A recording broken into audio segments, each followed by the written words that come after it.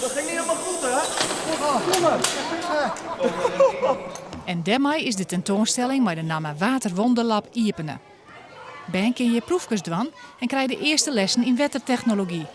Daarvoor binnen echte wetterprofessoren oornaam. Professor, hoe gaat het hier? Nou, dit gaat fantastisch. Ze hebben het ook gelijk door.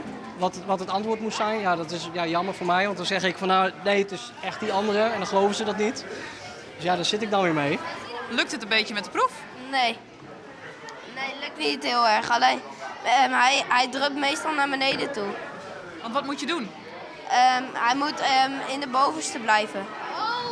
Treije Ierlien hier het Natuurmuseum ik al een wettertentoonstelling.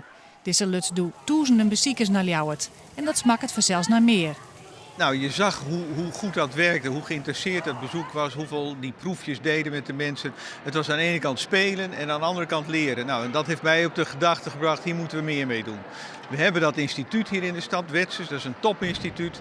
Weten heel veel mensen niks van af. We zijn een waterrijke provincie. Laten we die twee dingen combineren. De filosofie die wij hebben is, je moet eigenlijk voor de puberteit kinderen iets met techniek laten doen. In de puberteit, dan hebben heel veel kinderen het moeilijk. En dan krijgen ze voor het eerst iets met technologie en beta te maken. En dan associëren ze de pubermoeilijkheid met beta-moeilijkheid. Terwijl dat helemaal niet nodig is. Vind je het leuk? Ja, ik vind het heel leuk. En waarom vind je het leuk? Omdat het allemaal met water is. Meestal mogen we niet in huis met water spelen. En hier wel? Ja. Zou je wel willen werken, net zoals de professoren hier? Nee, dat niet. Ik vind zo'n proefjes wel leuk, maar ik denk niet dat ik er ook iets echt mee ga doen later.